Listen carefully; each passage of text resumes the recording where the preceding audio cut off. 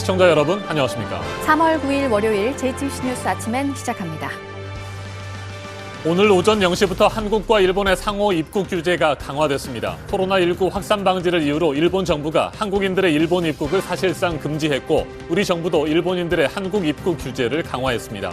일본인들의 비자 면제는 정지됐습니다. 이미 발급된 비자의 효력도 중단됐습니다. 일본인들이 한국 비자를 새롭게 발급받는 절차도 복잡해졌습니다. 국내 확진자는 7,300명을 넘어섰고 50명의 사망자가 나온 가운데 서울 동대문구에서는 태어난 지 4주 된 신생아가 확진 판정을 받았습니다. 한편 대구시는 오늘까지도 검사를 받지 않은 신천지 교인들에 대해서 고발을 할 방침입니다.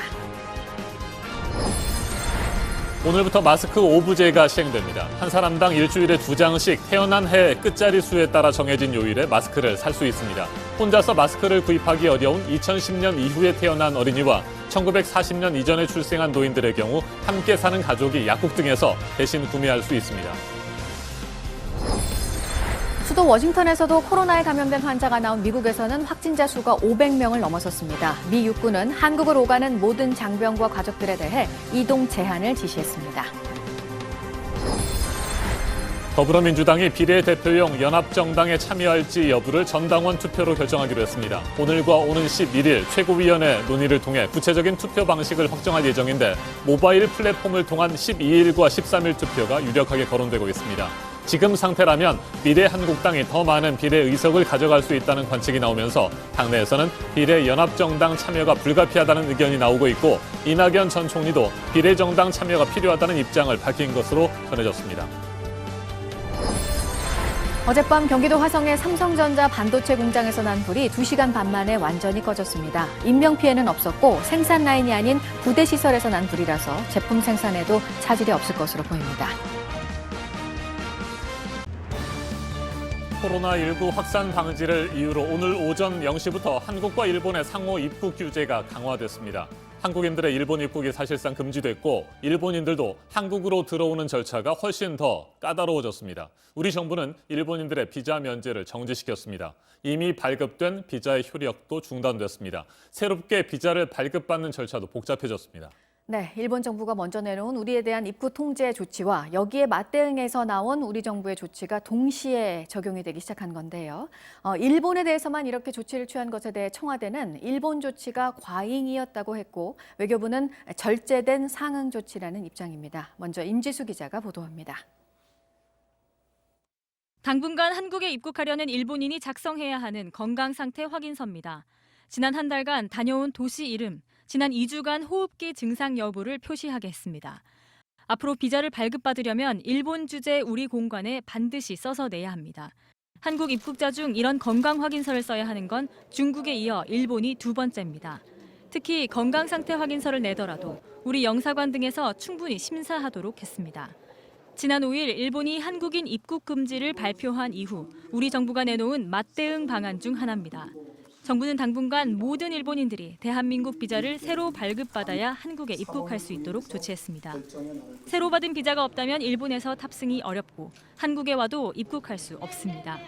이런 방침은 관용 여권을 사용하는 일본인이나 외교관들에게도 빠짐없이 적용됩니다. 일본 현지 출발 시각을 기준으로 오늘 0시부터입니다. 3월 31일까지 한시적 조치로 발표한 일본과 달리 구체적인 기한을 못 박지 않았습니다. 다만 과거 한국에서 수술을 받은 사람이 합병증으로 다시 입국해야 한다거나 긴급한 소송 등이 있다면 인도주의적 차원에서 우리 공관이 재량껏 판단하기로 했습니다. JTBC 임지수입니다. 국내 코로나19 확진자가 어제 오후 4시 기준으로 질병관리본부가 공식 집계한 결과에 따르면 7,313명입니다. 어제 0시 대비 179명이 늘었습니다. 사망자는 50명에 이릅니다. 대구 경북 지역의 누적 확진자는 여전히 전체 90%가량을 차지하고 있습니다. 대구시청을 연결합니다. 김재영 기자, 경북 봉화에 있는 푸른 요양원에서 50번째 사망자가 나왔죠. 네, 경북 봉화 푸른 요양원에서 추가 사망자가 나오면서 국내 총 사망자는 50명으로 늘었습니다. 대구에 사는 78살 여성인데요. 이 여성은 푸른 요양원에서 지난 5일 확진 판정을 받고 김천의료원으로 이송돼 치료를 받아왔습니다. 그제 오후 2시쯤 폐렴 증상이 악화돼 숨졌습니다. 평소 심장질환과 치매, 통풍 등을 앓아왔다고 전해집니다. 네, 집단 감염이 이어지고 있는 대구 문성병원의 상황은 현재 어떻습니까? 네, 문성병원에서는 지난 24일 첫 확진자가 나온 이후 환자 107명에 대해 전수조사에 들어갔습니다. 그런데 병원에서 감염 검사를 하는 도중에 환자들을 무작위로 섞어 병실을 배정한 사실이 드러났습니다. 검사 결과를 기다렸다가 확진자와 음성 판정을 받은 환자를 분리시키지 않은 겁니다. 현재까지 이 병원에서 나온 확진자는 21명입니다. 방역 당국은 이 병원을 폐쇄 조치하고 코호트 격리에 들어갔습니다. 네, 문성병원에서 다른 병원으로 옮겨진 환자도 추가로 확진 판정을 받았죠. 네, 문성병원에서 확진자가 나오자 4명의 환자가 인근 병원 한 곳으로 옮겨졌습니다. 그런데 그중 한 명이 지난 3일 증상을 호소해 다음 날 검사에 6일 확진 판정을 받았는데요. 다른 3명의 환자도 검사를 했는데 무증상 감염자도 추가로 1명이 확인이 됐습니다. 하지만 이 병원은 확진자가 나온 뒤에도 병원을 곧바로 폐쇄하지 않고 하루 가까이 외부인의 출입을 허용했습니다. 네, 대구 한마음 아파트에 살던 신천지 신도 확진자들 모두 치료센터로 이송됐고요. 음성 판정을 받은 다른 주민들 언제까지 격리 생활을 해야 되는 겁니까? 네, 한마음 아파트에선 어제 남아있던 확진자 20명 전원을 치료센터로 옮겼습니다. 보건당국은 주민 80명이 음성 판정을 받았고 14명에 대해서는 검사가 진행 중이라고 했습니다. 신천지 교인 46명 외에 다른 확진자는 나오지 않았지만 한마음 아파트는 오늘 15일까지 코호트 격리에 들어갑니다. 지금까지 대구시청에서 JTBC 김재현입니다. 앞서 전해드린 한마음 아파트처럼 신천지 신도들이 함께 모여 사는 시설이 10곳 정도 더 있다고 대구시는 보고 있습니다. 특히 서로 가족이 아닌데도 원룸이나 단독주택에서 같은 주소지에 살고 있는 신도들이 더 있는 것으로 파악했습니다. 최규진 기자가 보도합니다. 대구시가 추정하고 있는 한마음 아파트와 비슷한 신천지 집단 거주시설은 모두 10곳입니다. 신천지 확진자 중 3명 이상이 함께 사는 곳을 살펴보니 최대 5명까지도 사는 곳이 발견된 겁니다. 이들은 서로 가족관계가 아닌데도 같은 주소에 사는 것으로 나타났습니다. 가족 구성원 형태로 모여 사는 분들을 제외하고 나서 확인한 결과 확진자 5명이 모여 사는 곳이 2군데, 4명이 모여 사는 곳이 1군데, 3명이 모여 사는 곳이 총 7곳으로. 지금까지 확인된 거주지는 대구시 달서구에서 두류동과 상인동, 송현동 그리고 이곡동으로 전해집니다. 신천지 대구교회가 있는 남구 대명 10동에도 교인 여러 명이 거주하는 것으로 파악됐습니다. 대부분 교회와 가까운 원룸이나 단독주택에서 생활하고 있다는 게 대구시의 설명입니다. 저희 직원들이 이미 며칠 전에 갔을 때 5명이 확진 판정을 받고 함께 자가 대기하고 있는 곳이었습니다. 그분들과 관련해서는 이미 조치. 인근 주민들은 불안감을 감추지 못합니다. 그 사람들은 항상 모여서 살아요. 요 교회가 가까우니까 자기들 그 교회 간다고 막 아침만 되면 정신도 없이 나가거든요. 대구시는 다만 이들이 한마음 아파트처럼 대규모 시설에 거주한 건 아니라고 설명합니다. 보건당국은 신천지 교인들이 모여 사는 곳이 더 있는지 등을 파악하고 있습니다. JTBC 최규진입니다. 대구시는 신천지 신도들에게 오늘까지 진단검사를 받지 않으면 고발하겠다고 사실상 최후 통첩을 했습니다. 만여 명의 대구 신천지 신도들 중 검사를 받지 않은 신도는 아직도 700명이 넘습니다. 대구시는 검사를 받아서 음성으로 나와야 자가격리를 해제할 수 있다며 다시 한번 검사를 촉구했습니다. 백종훈 기자가 보도합니다. 대구광역시가 1차로 명단을 확보한 신천지 대구교회 교인은 8,269명입니다. 이 중 91명이 코로나19 진단을 위한 검체 검사를 받지 않았습니다. 또 대구시가 추가로 명단을 확보한 신천지 대구교회 교인은 2,450명인데 611명이 검사를 받지 않았습니다. 지금까지 총 1,719명 중 702명이 검사를 받지 않은 것입니다. 대구시는 이들에게 오늘까지 검사를 받으라고 명령을 내렸습니다. 이 명령에 따르지 않으면 전원 고발할 방침입니다. 시의 요청에도 검사를 받지 않으면 200만 원 이하의 벌금을 받을 수 있습니다. 또 역학조사를 방해한 혐의가 인정되면 징역형까지 가능하다고 대구시는 밝혔습니다. 대구시는 지난달 16일 있었던 신천지 예배 이후로 3주가 지났지만 자가격리를 스스로 해제하는 건 안 된다고 못 박았습니다. 검체를 검사 받아서 음성이 확인돼야 격리를 해제할 수 있다는 겁니다. 어제 오전 기준으로 검사 결과가 나온 대구 신천지교회 교인 가운데 48%인 4,046명이 확진 판정을 받았습니다. JTBC 백종훈입니다. 오늘부터 마스크 오부제가 시행됩니다. 한 사람당 일주일에 2장씩 태어난 해 끝자리 수에 따라 정해진 요일에 마스크를 살 수 있습니다. 혼자서 마스크를 구입하기 어려운 2010년 이후에 태어난 어린이와 1940년 이전에 출생한 노인들의 경우 함께 사는 가족이 약국 등에서 대신 구매할 수 있습니다. 취재 기자와 자세한 내용 살펴보겠습니다. 이재승 기자, 먼저 말이죠. 오늘부터 오부제가 적용되는 공적 마스크 어디에 가면 살 수 있습니까? 네, 일단은 약국과 우체국 그리고 농협 하나로마트 이렇게 세 곳에서 구입을 할 수가 있습니다. 다만 어제처럼 휴일인 경우는 휴무인 우체국을 제외하고 약국과 하나로마트에서만 구매가 가능합니다. 약국은 지금까지 2만 3천 곳가량이 공적 마스크를 공급하는 것으로 알려져 있는데요.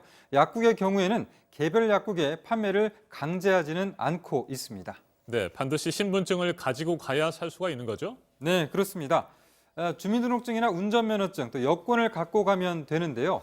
약국은 중복 구매 시스템이 구축돼 있어서 1인당 2매를 구매할 수가 있습니다. 다만 이 하나로마트와 우체국은 아직 중복 구매 확인 시스템이 구축되는 과정에 있습니다. 따라서 아직 시스템이 구축되지 않은 하나로마트와 우체국은 당장은 신분증을 제시하지 않아도 되고 1인당 한 매씩 구매할 수가 있습니다. 정부는 시스템이 완전히 구축되는 시점은 이번 주 목요일쯤으로 예상하고 있습니다. 네, 공적 마스크 한 장에 얼마씩 살 수 있어요? 네, 약국들이 공적 마스크를 장당 1,100원에 공급을 받아서 판매는 1,500원에 될 것으로 확인이 됐습니다. 약국 한 곳당 하루 평균 공급치인 250장 정도를 판다면 평균 10만 원가량의 마진을 남기는 셈인데요. 또 공적 마스크의 공급가는 900원에서 1,000원 정도로 유통업체의 마진은 100원에서 200원 정도입니다.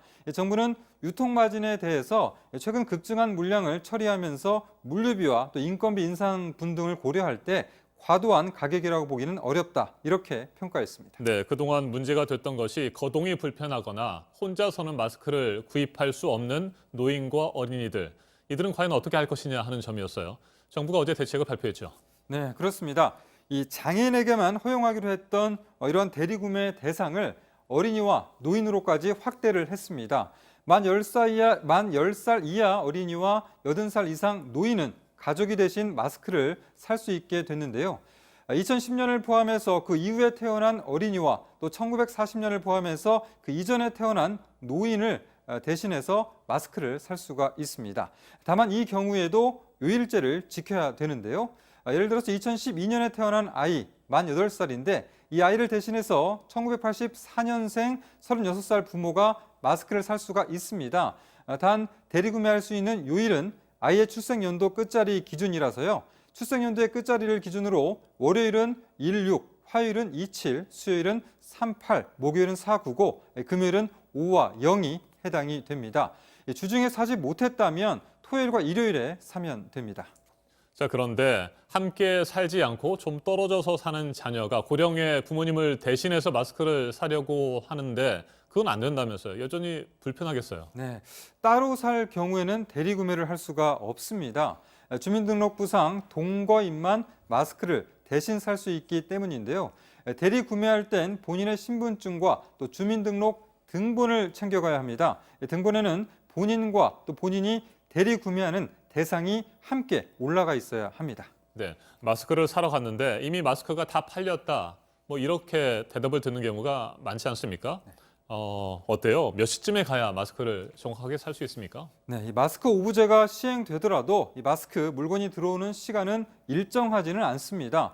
대략 오전에 70%, 낮에 20%, 또 저녁에 10% 확률로 들어온다고는 하는데 판매처에서는 정확히 알기는 어렵습니다. 생산된 마스크는 인천의 물류센터에서 재포장해 전국 판매처로 배송하게 되는데 지역별로도 차이가 있을 수 있습니다. 네, 공적 마스크 오부제가 시행되면 이제 뭐 더 이상 길게 줄을 서지 않아도 되고 구입하는 시간도 뭐 짧아질 것이다 이렇게 기대하는 분들이 많은데 그렇게 될까요?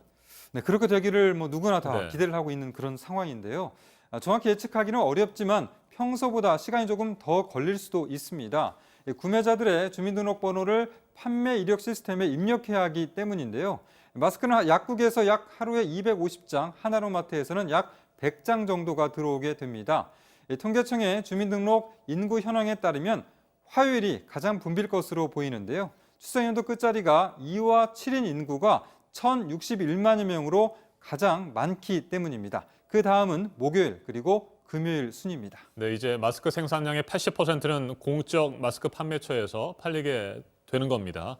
그렇다면 마스크 부족 문제, 이게 해결이 될까요? 네, 이 마스크 오브제의 핵심은 한 사람당 일주일에 2장씩 마스크를 살 수 있게 되는 겁니다. 하지만 그렇다고 해서 모두가 일주일에 2장씩 살 수 있을 만큼 마스크 물량이 준비되어 있는 것은 아닌데요. 그래서 어제 정세균 총리는 본인부터 면 마스크를 쓰겠다 하면서 꼭 필요한 사람이 먼저 살 수 있도록 도와달라 이렇게 호소했습니다. 직접 들어보시죠. 콩 한 쪽도 나눈다는 심정으로 지금의 위기를 슬기롭게 극복해 나갑시다. 저를 비롯한 공직사회가 먼저 면 마스크 사용에 앞장서겠습니다. 네, 끝으로 한 가지만 더 살펴보죠. 현재 우리나라에 살고 있는 외국인들은 어떻게 마스크를 구입할 수 있습니까? 네, 외국인도 국내와 똑같이 출생연도 기준을 똑같이 적용을 받게 되는데요. 단 건강보험증과 외국인 등록증을 함께 약국에 보여줘야 합니다. 실제로 이 때문에 최근 건강보험증 신청이 많이 늘어나고 있다라고 이렇게 전해지고 있는데요.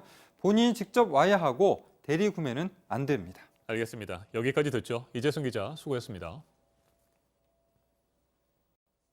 마스크와 관련해서 바뀌는 것이 또 하나 있습니다. 마스크를 구하기가 어려워지자 정부가 해외 직구를 막던 빗장까지 풀기로 했습니다. 6월까지는 150달러, 그러니까 우리 돈으로 약 17만 8천 원어치를 세관에 신고하지 않고 들여올 수 있게 했습니다. 조민중 기자가 보도합니다. 마스크, 손소독제, 체온계를 해외에서 직구할 때 거쳐야 하는 통관 절차가 사실상 없어집니다. 150달러어치 이하라면 수입 신고를 할 필요가 없습니다. 관세와 부가세를 내지 않아도 됩니다. 미국에서 들여올 경우 한도가 200달러까지 늘어납니다. 150달러가 넘어도 정식 수입 신고만 하면 사실상 심사를 면제해 주기로 했습니다. 관세만 내면 통과된다는 겁니다. 원래 마스크나 손 소독제는 피부에 직접 닿는 의약 외품이라 진단서 등을 세관에 내는 등 까다로운 반입 절차를 거쳐야 했습니다. 체온계도 의료기기로 분류돼 어떤 목적으로 쓸 건지 설명해야 수입할 수 있었습니다. 관세청은 6월 말까지 이 같은 마스크 반입 절차를 생략합니다. 마스크 부족 사태에 도움을 주겠다는 겁니다. 다만 소비자가 직접 사용하려는 경우에만 이 절차를 적용합니다. 관세청은 상업적인 목적으로 마스크를 해외 직구해서 들여오다 걸리면 검찰에 고발할 수 있다고 말했습니다. JTBC 조민주입니다. 확진자가 크게 늘면서 곳곳에서 비상사태가 선포되고 있는 미국 상황도 보겠습니다. 수도 워싱턴에서도 첫 감염자가 파악이 됐고 뉴욕에서는 확진자가 100명을 넘어섰습니다. 이런 가운데 미 육군은 한국과 이탈리아를 오가는 모든 장병과 가족들에 대해서 이동을 중단할 것을 지시했습니다. 워싱턴 박현영 특파원이 전해왔습니다. 미국에서 코로나19 확진자가 33개 주에서 512명으로 늘었습니다. 수도 워싱턴 DC에서 나온 첫 확진자는 성공회 교회 목사로 파악됐습니다. 지난주 3차례 예배에 참석했는데 신도 550명이 있었던 것으로 전해졌습니다. 뉴욕에선 우버 기사가 감염자로 확인돼 비상이 걸렸습니다. 샌프란시스코 앞바다에 머물고 있는 크루즈선은 현지 시간 9일 오클랜드 항구로 입항할 예정입니다. 탑승객은 배에서 내려 캘리포니아 등의 군 시설에 격리될 예정이라고 미 보건당국은 밝혔습니다. 승객과 승무원 3,500여 명에 대한 1차 검사에서 21명이 양성 반응을 보인 것으로 전해졌습니다. 보건당국은 기저질환이 있는 고령자는 크루즈선을 타지 말라고 권고했습니다. Take a look at things that are at high risk, crowded places, getting on airplanes, and absolutely don't get on a cruise ship. 미 육군은 한국과 이탈리아를 오가는 모든 장병과 가족에 대해 5월 6일까지 이동 중단을 지시했습니다. 전날 이탈리아 주둔 미 해군 소속 장병이 코로나19 양성 판정을 받은 즉시 조처를 시행했습니다. 미군은 해외 주둔 병력 일부를 순환 배치하는데 이동 금지로 주한미군 순환 배치 일정에 영향을 줄 가능성이 있습니다. 워싱턴에서 JTBC 박현영입니다. 불과 몇 초 만에 무너진 중국의 코로나 격리 시설. 10명이 목숨을 잃었고 매몰된 20여 명을 찾기 위한 구조 작업이 계속되고 있습니다. 사고 원인도 조사를 하고 있는데 건물이 무너질 당시에 내부 공사가 진행이 되고 있었습니다. 유미혜 기자가 보도합니다. 구조된 아이에게 급히 마스크를 씌웁니다. 건물 잔해 곳곳에 사람들이 깔려 있습니다. 호텔은 폭격을 맞은 듯 원래 형체를 알아볼 수 없습니다. 건물을 지탱하던 철골은 엿가락처럼 휘었습니다. 현지 시간으로 7일 오후 7시 반쯤 중국 푸젠성 취안저우시에 있는 호텔이 갑자기 무너졌습니다. 코로나19 격리시설로 쓰던 곳인데 안에 있던 사람들은 격리자들과 의료진이 대부분입니다. 신화통신은 붕괴 당시 70명 정도가 건물 잔해에 깔렸다고 전했습니다. 이 가운데 40여 명이 구조됐고 아직 20명 정도가 매몰된 것으로 보입니다. 이미 10명이 숨진 가운데 중상자가 많아 사망자는 더 늘어날 것으로 보입니다. 2018년 6월 문을 연 이 7층짜리 호텔이 완전히 무너져 내리는 데는 단 2초밖에 걸리지 않았습니다. 당국이 정확한 사고 원인을 조사 중인 가운데 현지 언론들은 호텔 건물 1층에서 내부 공사를 하고 있었다고 전했습니다. 사고가 난 취안저우시에는 우리 교민 3명도 격리돼 있었는데 다른 호텔에 머물러 화를 피했습니다. 다만 중국 다른 도시엔 중국에 들어온 한국인 1,083명이 격리시설에 들어가 있습니다. JTBC 유미입니다. 네, 오늘 자정을 기해서 한국과 일본 두 나라에서 적용하기 시작한 입국 통제 조치로 주말 동안 그전에 비행기를 타려는 사람들로 공항이 북적였습니다. 일본에서 훈련을 하고 있던 프로야구 선수단도 급하게 돌아왔는데 그 가운데 삼성팀은 또 다른 걱정이 있습니다. 온누리 기자입니다. 마스크를 쓴 삼성 선수단이 하나둘 입국장에 모습을 드러냅니다. 전지훈련지 오키나와에서 인천까지는 평소 약 2시간 거리지만 삼성은 급하게 표를 구해 돌아오는 바람에 후쿠오카를 경유해 귀국에 약 7시간이 걸렸습니다. 경유해서 오다 보니까 선수단이 피로도가 조금 더 높은 것 같아요. 아무래도 환승을 해서 기다리고 짐도 다시 싸야 되고. 원래 삼성은 일주일 뒤에나 귀국하려 했지만 일본의 한국인 입국 제한 조치로 하늘길이 사실상 끊기게 되면서 부랴부랴 일정을 바꿔 귀국했습니다. 11일부터는 연고지 대구에서 훈련을 이어갈 예정인데 현지 코로나19 확진자가 크게 늘고 있어 걱정입니다. 외부의 접촉을 좀 많이 자제를 하고 식사도 될 수 있는 야구장에서 다 해결하는 걸로 지침을. LG와 두산까지 일본에서 훈련하던 우리 야구단은 모두 철수했습니다. 또 삼성과 LG, 한화 등 일부 구단 외국인 선수들은 감염병 때문에 당분간 한국 대신 미국에서 훈련하기로 했습니다. JTBC 온누리입니다. 이번 총선에서 비례대표용 연합정당에 참여를 할지 민주당 최고위원회의에서는 결론이 나오지 못했고 결정을 당원 투표로 넘기기로 했습니다. 이번 주 안에는 투표가 진행될 예정입니다. 이수진 기자가 보도합니다. 비례연합정당 참여 여부를 플랫폼을 통한 전당원 투표를 통해서 의견 수렴을 진행한 후에 결정하기로 했습니다. 어제 오후 최고위원회의는 비공개로 3시간 동안 진행됐습니다.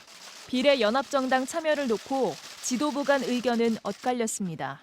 서른 의원을 비롯한 일부 의원은 원칙론을 내세우며 반대했지만 대부분 의원들은 비례연합정당 참여가 불가피하다고 봤습니다.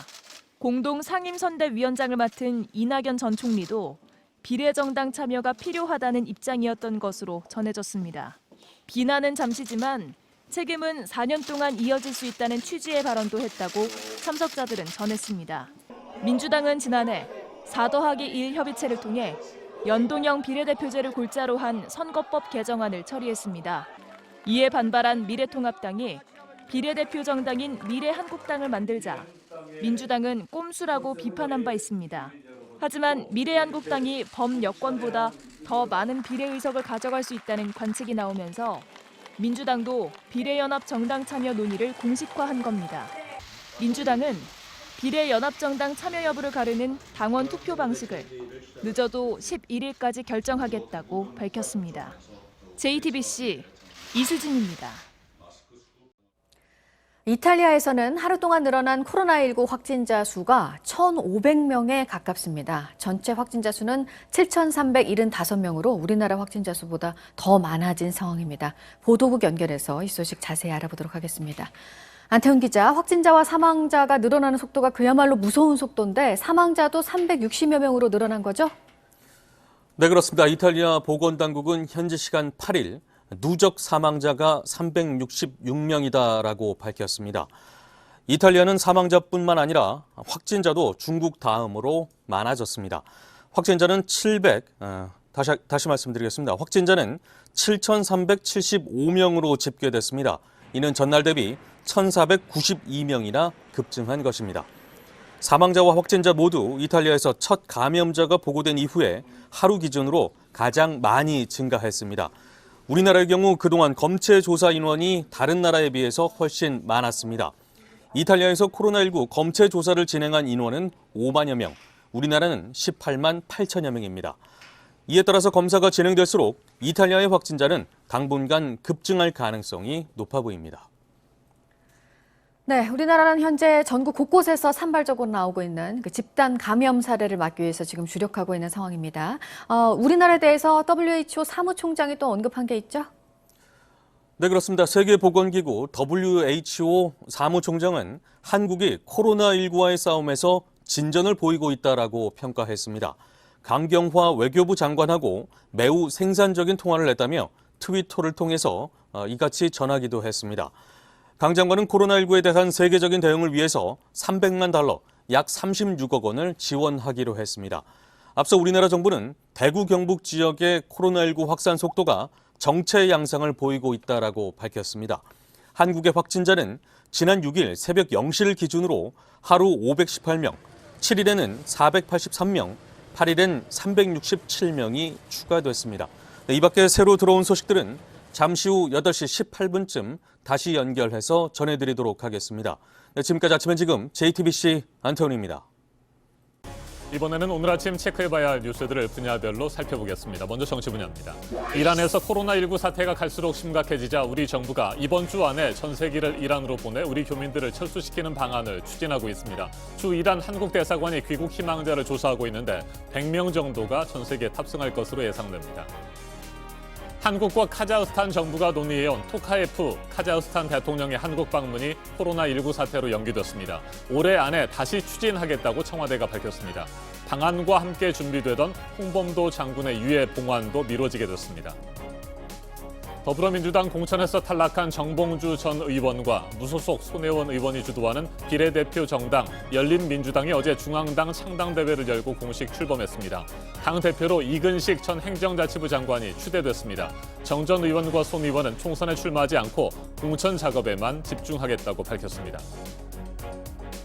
포털사이트 네이버가 온라인 사업을 하려는 소상공인들에 대한 교육 프로그램을 온라인 강의로 바꿨습니다. 네이버 쇼핑 판매자들에 대해서는 매장 상품을 라이브 영상으로 소개하는 기능을 도입했습니다.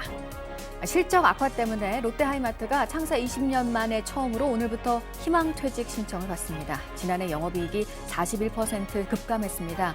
매출이 부진한 매장 11개를 없애고 21개 매장은 통폐합해서 수익성을 개선하겠다는 계획입니다.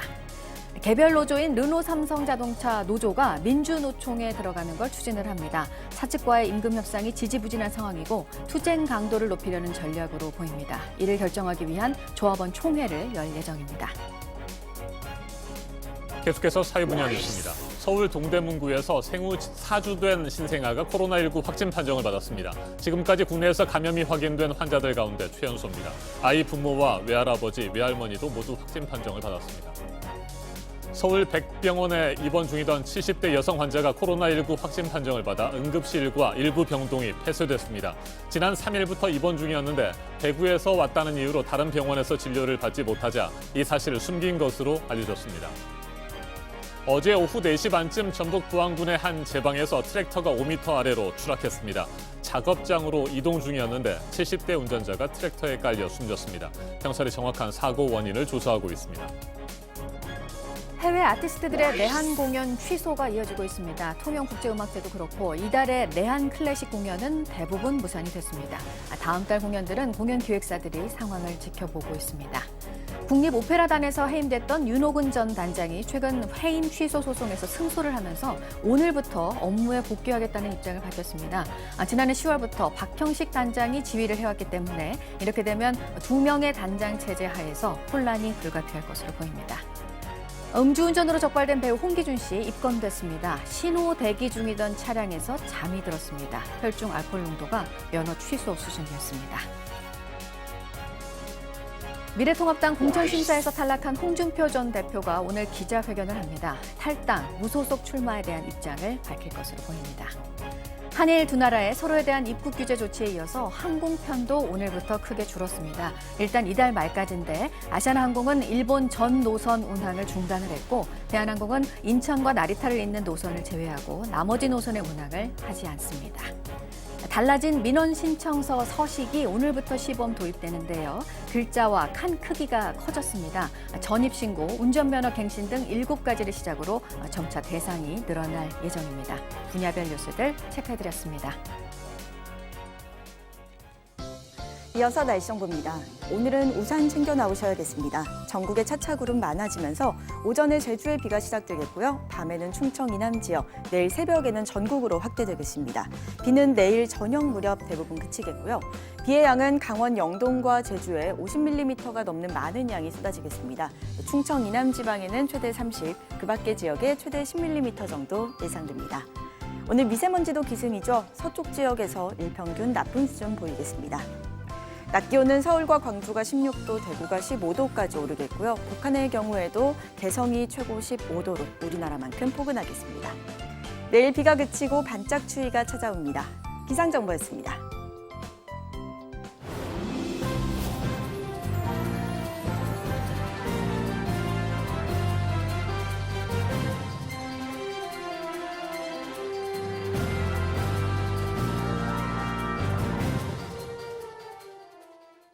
경기도 화성에 있는 삼성전자 반도체 공장에서 어젯밤 큰 불이 났습니다.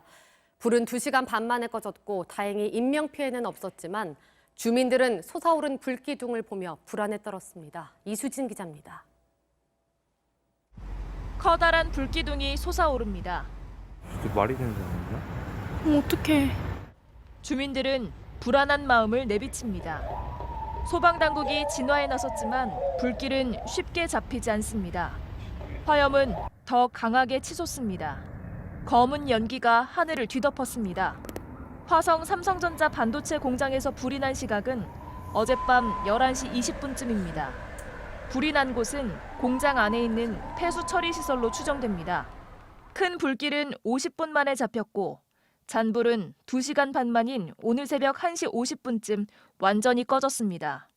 다행히 인명피해는 없었습니다. 삼성전자 관계자는 반도체 생산 라인이 아닌 부대 시설에서 불이 나 제품 생산에는 차질이 없을 것이라고 설명했습니다. 소방 관계자는 정확한 화재 원인을 조사하고 있습니다. JTBC 이수진입니다. 어제 저녁 7시쯤 부산 도시고속도로 광안터널에서 시내 쪽으로 달리던 4.5톤 트럭에 불이 났습니다. 불은 트럭 앞부분을 태우고 20분 만에 꺼졌습니다. 불이 나자 트럭 운전사는 차량에서 내려 후방 차량 진입을 통제하는 등 2차 사고에 대비했습니다. 경찰은 112 지령실에서 운전사와 통화하면서 후방 차량의 터널 진입을 통제하도록 요령을 안내해 2차 사고를 막을 수 있었다고 설명했습니다. 어제 오후 전남 나주의 한 주택에서 태국 국적의 20대 여성 A씨가 흉기에 찔려 숨진 채 발견됐습니다. A씨 친구의 신고를 받고 출동한 경찰은 A씨 남자친구인 태국 국적 B씨를 유력한 용의자로 보고 추적하고 있습니다. 경찰은 또 A씨의 주변 인물들을 상대로 사건 경위를 수사하고 있습니다. 코로나19 확진자와 접촉한 30대 남성이 자가격리 조치를 어기고 2차례 무단 외출했습니다. 서울 강남구는 어제 30대 강모 씨를 감염병 예방법 위반 혐의로 경찰에 고발했다고 밝혔습니다. 강 씨는 지난달 26일 코로나19 확진자의 밀접 접촉자로 분류돼 논현동 자택에서 나오지 말 것을 통보받았습니다. 어제 오후 4시 기준으로 질병관리본부가 공식 집계한 국내 코로나19 확진자는 7,313명입니다. 사망자는 50명에 이릅니다. 정부는 대구 경북 지역에서 코로나19 확산 속도가 정체 양상을 보이고 있다며 안정화 초기로 판단한다고 밝혔습니다. 다만 아직은 안심할 상황이 아니라고 설명했습니다. 최재욱 대한의사협회 과학검증위원장 자리에 함께했습니다. 어서 오십시오. 네, 안녕하세요. 네, 박능우 보건복지부 장관이 어제 얘기를 했습니다. 코로나19 확산세 정체 현상을 보이고 있다. 안정화 초기 단계로 볼 수 있겠다. 이런 얘기를 했는데 동의하십니까? 네, 그 부분은 동의합니다. 말씀하신 대로 그 확진자 수에 매일매일 발생한 확진자 수 추이가 제일 중요합니다. 네. 확진자 수는 그 지난 2월 말 이 600에서 900명 사이로 왔다 갔다 하다가 지금 500명대, 400명대, 300명대, 200명대로 좀 계속 줄고 있습니다. 다만 이 확진자 수의 감소는 이제 상황에 따라 유동적이긴 합니다만 전반적인 추세는 감소하는 것이 맞고요. 지금 확진자 수 감소함과 동시에 이제 퇴원자, 즉 이제 치료자죠. 치료자도 이제 계속 증가하고 있어서 전반적으로 현재는 안정화 단계로 가고 있지 않은가 이렇게 볼 수 있을 것 같습니다. 네, 그렇다면 증가세는 완전히 한풀 꺾였다 이렇게 볼 수 있고요. 앞으로 계속 줄어들 것이다 이렇게 기대해도 되겠습니까? 네, 지금 전망은 그렇습니다. 다만 예측하지 못한 그런 결과에 대비하는 것이 필요한데요. 예측하지 못한 결과라는 것이 지금 이 요양원과 같은 곳에서 집단 발생하는 이런 사례들을 좀 계속적으로 들여다봐야 되고 이 부분에 대한 전국적인 전수조사가 아직 안 돼 있기 때문에 이 부분은 좀 결과에 따라서 좀 조금 더 변동이 생길 가능성은 충분히 있습니다. 이에 대한 대비가 필요합니다. 네, 노인들 그리고 장애인들이 현재 함께 살고 있는 요양원이라든지 장애인 시설 이런 부분들이 뭐 여전히 취약한 것으로 보이는데 네. 그동안의 관리에 좀 허점이 있었던 겁니까? 아직 사실 그동안에 그런 그 소위 사회복지시설, 네. 또 집단 거주시설, 또 요양병원 같은 시설에 대해서 여력이 없어서 좀 직접 미리 들여다보지 못했습니다. 네, 지금 방역당국에서도 우선 경북 지역에 있는 이러한 사회복지시설만 537곳이라고 합니다. 이 537개에 대한 예방적 코호트 관리를 시작하겠다라고 이제 그렇게 발표한 바가 있고요. 우선 당연히 경북 지역이 지역사회 감염도 높고 그런 지역사회 감염이 요양병원이나 이런 복지시설에 이 코로나 바이러스가 이제 들어가 있을 침투했을 가능성이 있기 때문에 우선적으로 하는 것입니다만 그 외에 다른 지역에서도 이런 그 집단 시설에 대한 부분들이 각 지자체를 중심으로 좀 선제적으로 이루어지는 것이 필요하다고 보입니다. 네, 신천지 신도들의 검사를 했는데 그 결과가 한때는 뭐 10명 중에 4명 정도가 양성 판정이 내려졌다가 그다음에는 이제 그 확진율도 조금씩 줄어들고 있다고 얘기를 들었습니다. 이제 신천지 신도들을 중심으로 확산되는 추세도 한풀 꺾였다 이렇게 볼 수 있습니까? 네, 이 점은 저번 주 한 네. 1주 전부터 그렇게 나타났었고요. 신천지 교인에서의 이제 추가적인 확산과 이런 또 그리고 동시에 이 부분에 대한 치료 부분들이 적절히 이루어지고 있기 때문에 이 부분은 충분히 확산세가 다 거의 좀 꺾이고 있다 이렇게 볼 수 있고요. 그 외에 이제 그래서 방향이 1주 전부터는 신천지에서 이 대구 지역 이 시민사회 쪽으로 그다음에 지금은 경북 지역으로 해서 방역망을 지금 넓혀가고 있는 중입니다. 네. 지난주에 위원장님과 여러 차례 얘기를 했습니다. 기저질환, 그러니까 평소에 지병이 있었고 고령인 환자들이 병원에 입원하지 못한 채 집에서 대기하다가 아깝게 뭐 목숨을 잃는 상황들이 계속 이어지고 있습니다. 네, 네. 안타까운 상황들인데 이 부분은 좀 어느 정도 해결이 되고 있다고 보십니까? 아직 좀 미흡한 점이 많이 네. 있습니다. 지난 4일과 7일 사이에도 이런 기저질환이 없으신 고령자분께서 이 치료 과정에서 좀 급작스럽게 사망하는 사례가 4건이 나왔습니다. 이미 중국에서도 많은 사례가 있었습니다. 그래서 급속도로 진행되는 이런 증상 악화에 대해서 적절히 대처하지 못하고 사망에 이르게 되는 경우는 기저질환이 있는 고령자라는 점은 충분히 예견하고 있었고요. 다만 그 대구 지역 같은 경우는 이 일시적인 병상 확보하고 중환자실과 같은 이 중환자 치료 시설이 포화가 돼서 이 부분이 좀 적절히 이루어지지 못했던 부분이 있었고요. 네. 그래서 이 부분은 이제 의료기관의 공급이라든지 병상 확보가 정상화가 지금 되고 있기 때문에 충분히 해결될 거라고 봅니다. 다만 한 가지 아직 중요한 점은 지금 아직도 자가격리 대상으로 집에 계신 분이 많이 있습니다. 네. 입원을 기다리고 있는데 입원을 기다리는 2,400명 중에서 이렇게 고령자이고 기저질환이 있는 분들을 빨리 병원에 모시고 와서 다른 우선순위를 두고 치료를 하는 것이 필요한데 이런 부분들이 지금 현행 질병관리본부의 그 기준 미비점이 좀 있고요. 이런 부분을 좀 적극적으로 좀 대처하기 위한 부분에서는 빨리 기준이라든지 절차라든지 이런 부분이 보완이 좀 필요한 시점입니다. 네, 경증 환자들 가운데 생활치료센터로 옮겨가서 그곳에서 생활하면서 치료를 받는 부분을 거부하거나 반발하는 사람들도 꽤 있는 것 같습니다. 이 부분은 어떻게 해야 된다고 보십니까? 적극적으로 설득하고 네. 협조를 구해야 되겠죠.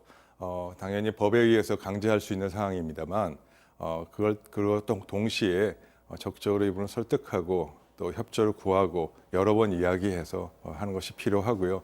어쩔 수 없는 경우에 강제로 해야 되는 경우도 발생하겠습니다만 좀 더 슬기롭고 현명한 그런 접근 방법과 주민들의 참여가 필요합니다. 네, 힘들고 굉장히 어렵고 불편하겠죠. 그럼요. 그럼에도 불구하고 자신뿐만 아니라 이웃들의 생명과 건강을 위해서 협조를 좀 해야 될 것 같습니다. 네. 자, 그리고 서울 등 수도권 계속해서 우려가 되고 있는 것이 집단 감염이고요. 네네. 감염원을 파악할 수 없는 확진 판정들이 잇따라 나온다는 점입니다. 네네. 이 부분은 어떻게 대책을 세워야 된다고 보십니까? 네, 이 점이 이제 중요한데요. 지금 네. 아직 그 수면 속이 드러나지 않은 수면 속에 지금 잠재되어 있는 잠재 감염, 즉 지역사회 감염이 어떠한 정도의 상태로 전국적으로 퍼져 있는지 그리고 이 부분에 대한 규모가 어떻게 되는지를 좀 전모를 좀 우선은 좀 알아야 이 부분을 대처할 수 있지 않겠습니까? 지금은 수면 위로 드러나온 것만 지금 눈에 띄는 상황입니다. 그래서 이 부분을 좀 전국적으로 다 할 수는 없겠고요. 두 가지입니다. 첫 번째는 그 중에서도 요양원이나 아까 말씀드린 사회복지시설이나 이런 집단시설에 들어가는 경우 치사율에 직접 관련이 있기 때문에 우선순위 거기에 두고 먼저 그 부분에 대해서 전국적으로 조사하는 것이 필요하겠다. 두 번째로 근본적으로는 이 전국에 있는 이런 감염 의심자들 대상으로 일시적으로 한번 쭉 다 조사하는 것이 필요한데 아시다시피 쉽게 생각하시면 대구에서는 지금 시민들을 대상으로 감기나 발열 증상이 있으면 전수조사하지 않습니까? 그런 방식으로 일주일에서 2주일 정도 전국적으로 감염이나 발열 증상이 있는 모든 이 사람들을 한번 코로나 검사 일제히 검사해 보면 그러면 전국적인 통제가 가능할 겁니다. 그래서 이런 형태의 검토가 필요하고 지금 선별진료소가 전국에 한 500개 있습니다. 이분을 좀 확대해서라도 그런 전국적인 이 코로나 감염에 대한 실태 조사를 한번 하는 것이 필요할 것 같습니다. 네, 이탈리아의 상태가 지금 굉장히 심각한 것 같습니다. 오늘 새벽 우리 확진자보다도 확진자 수가 더 늘어나는 상황, 뛰어넘은 상황이 됐습니다. 이탈리아는 왜 이렇게 번지고 있을까요? 사망자도 우리보다 훨씬 많고요. 어떻게 보십니까? 두 가지겠죠. 초기에 이 감염원이 외국에서 들어오는 부분을 적절히 통제하지 못했던 부분이 하나 있을 것이고요. 두 번째로는 들어온 환자들을 조기에 적극적으로 대응해서 추가적인 지역사회 전파를 막아야 되는데 그런 부분에 대한 초동 대응이 굉장히 늦었다.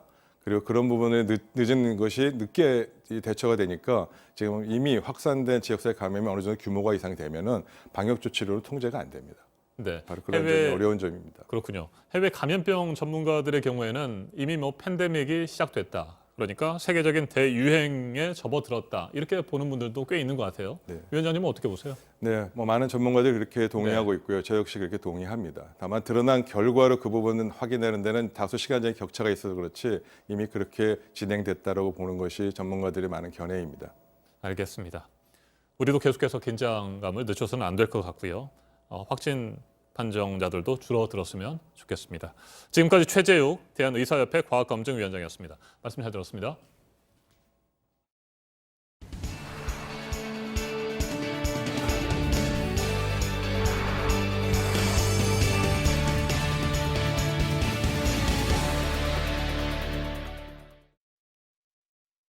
네, 주말과 휴일 많은 사람들이 모이는 자리를 자제할 것을 당국은 계속해서 촉구를 하고 있습니다. 많은 교인들이 교회에 나와서 접촉을 하지 않도록 온라인 예배를 진행하고 있지만 여전히 예배를 강행하는 곳들이 있습니다. 이희령 기자입니다.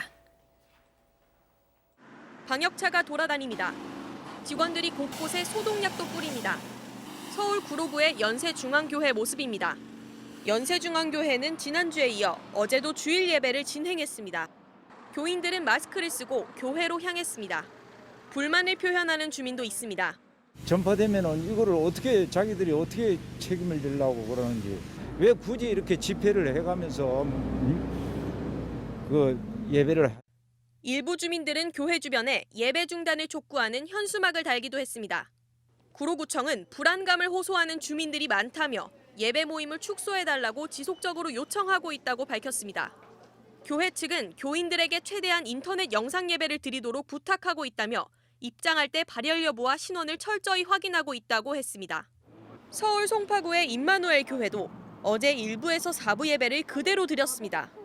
교회 안에 직접 들어가 봤습니다. 마스크를 쓰고 손 소독을 해야 예배당에 들어갈 수 있습니다. 예배 시간 직전이지만 평소와 달리 한산합니다. 대다수 교인들이 온라인 예배를 선택했기 때문입니다. 교회 직원도 악기를 연주하는 봉사자도 모두 마스크를 썼습니다. 교인들이 가까이 앉지 않도록 의자엔 한 줄에 많아야 3명씩만 앉도록 했습니다. 교회 관계자는 직접 와서 예배를 드리는 교인 수가 평소의 5분의 1 정도로 줄었다고 설명했습니다. 그러면서 온라인 예배 접근이 어려운 노인 등 교인들을 위해 예배를 진행하고 있다고 했습니다. JTBC 이희령입니다. 이재명 경기도지사는 종교 집회를 전면 금지하는 방안을 검토하겠다고 했고 주말 사이에 예배를 얼마나 많은 곳에서 강행했는지를 보고 긴급 명령을 시행할지 결정하겠다는 방침입니다. 이를 두고 찬반 논란도 뜨겁습니다. 이어서 하혜빈 기자입니다.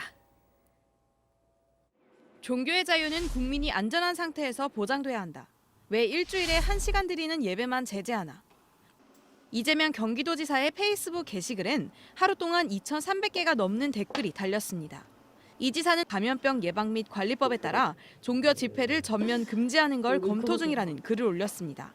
경기도 내 교회 중 절반이 넘는 곳이 집합 예배를 강행하겠다는 입장이라면서 감염병 예방 및 관리법 49조에 따라 집회 금지를 명할 수 있다고 했습니다.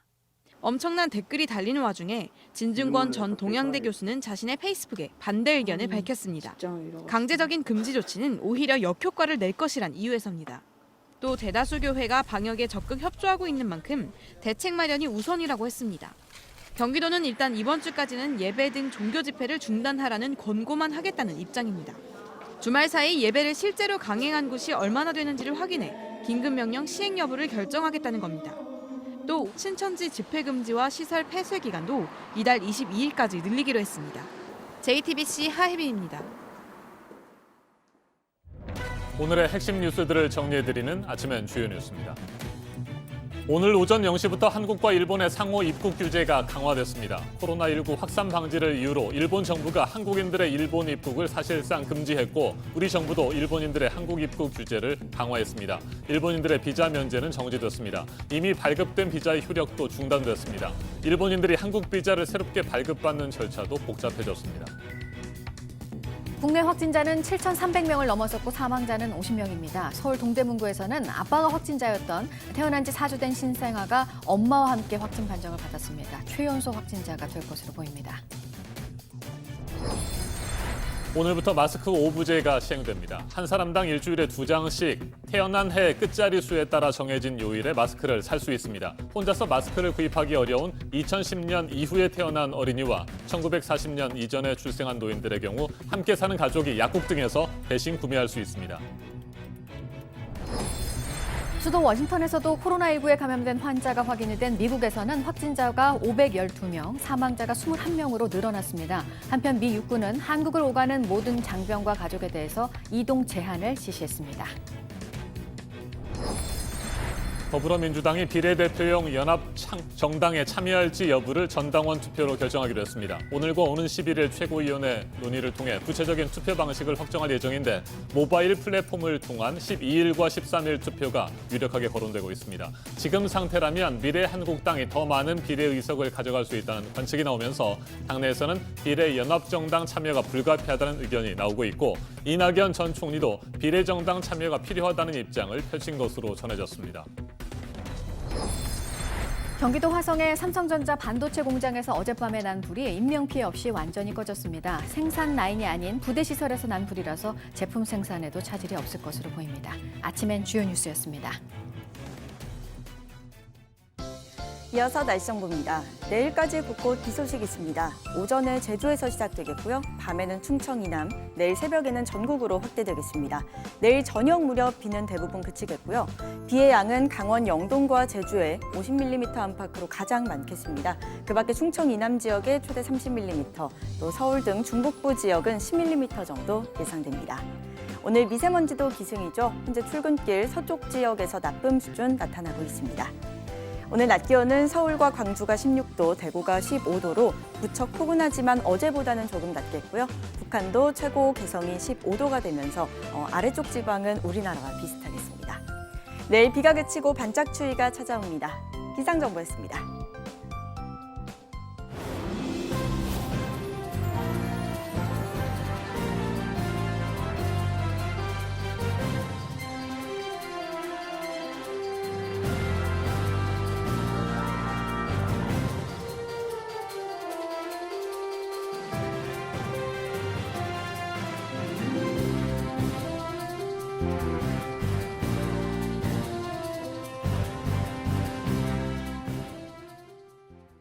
코로나가 국민들 주머니와 나라 살림에 많은 타격을 줄 수 있다는 경보음도 동시다발적으로 울리고 있습니다.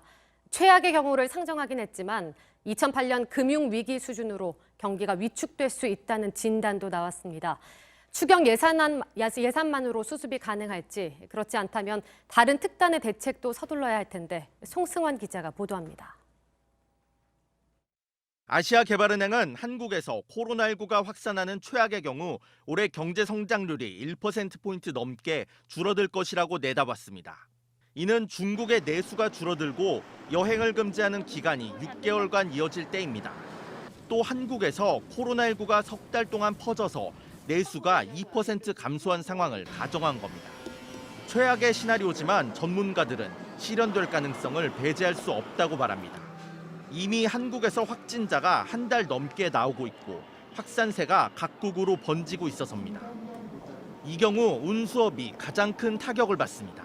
한국 항공업계는 올 상반기에만 최소 5조 원의 매출 피해가 있을 것으로 예측했습니다. 숙박업과 요식업도 2% 넘는 매출 감소가 우려됩니다. 경기가 나빠지면서 취업자 수도 약 35만 7천 명이 줄 수 있다고 아시아개발은행은 예측했습니다. 한국개발연구원 KDI도 마찬가지로 비관적인 전망을 내놨습니다. 지난 2월부터 경기가 전반적으로 빠르게 위축됐다는 겁니다. 경기가 풀릴 것이라고 지난 1월 예측한 뒤 한 달 만에 시각을 바꿨습니다. 다만 한국은행은 코로나19의 확산세가 잡힌다면 과거 메르스나 사스 때처럼 소비 심리가 살아나면서 경제가 빠르게 회복할 것이라고 봤습니다. JTBC 송승환입니다.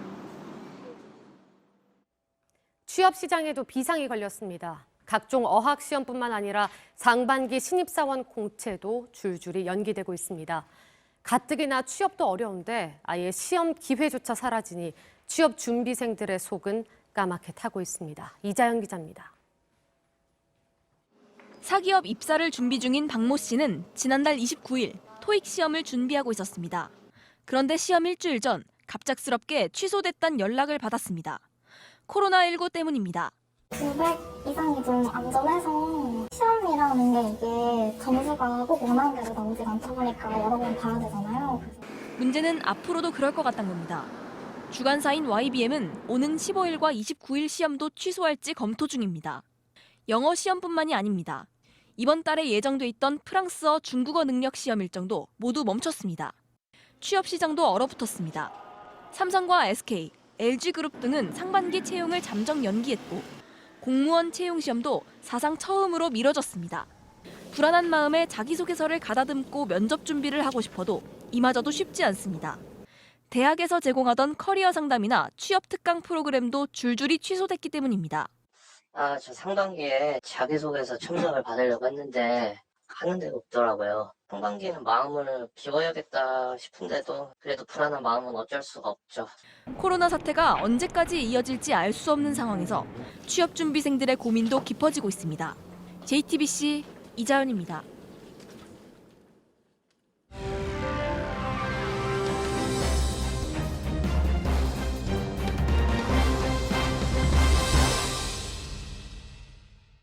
네, 오늘 자정을 기해서 시작이 됐습니다. 입국 제한 조치, 일본에 대한 한국의 조치, 그리고 한국에 대한 일본의 조치 모두 적용이 되기 시작한 그런 상황입니다. 일본에 대해서만이라는 지적도 나오고 있죠. 최인택 중앙일보 국제전문기자와 자세히 짚어보도록 하겠습니다. 어서 오세요. 네, 안녕하십니까. 네, 지난주 이제 목요일에 좀 다급함이 느껴졌었어요. 일본 정부에서 먼저 조치를 했고 다음 날 정부가 이제 강력하게 비난을 하다가 바로 다음 날 또 조치를 낸 상황이고요. 오늘 자정을 기해서 이제 적용이 됐어요. 어떤 내용인지 먼저 설명해 주실까요? 네, 그렇습니다. 한국과 중국에서 이 두 나라를 통해서 일본으로 가는 모든 그 비일본인, 그러니까 일본 입장에서 외국인들은 14일간 호텔이나 자택에서 격리를 해야 됩니다. 네. 그리고 이제 대중교통 사용은 못 하고요. 그리고 기존에 발행된 모든 그 일본 입국 비자가 전부 이제 취소가 돼서 네. 새로 받아야 됩니다. 아마 새로 받게 되면은 어떤 뭐 검역과 관련돼서 그 검사한 기록이라든지 이런 걸 제출해야 될 겁니다. 그렇기 때문에 굉장히 지금 그 적극적이고 지금까지 이제 그 아주 자유롭게 왕래했던 그 한국과 일본의 경우에는 굉장히 지금 큰 장벽이 생긴 셈입니다. 네.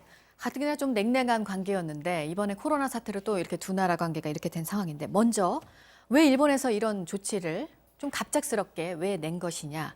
아무래도 도쿄올림픽을 의식할 수밖에 없었을 것이다 이런 얘기가 나오고 있어요. 네, 그렇습니다. 일본은 지금 그 다양한 경로로 전 세계에서 방역에 실패한 나라라는 평가를 받고 있습니다.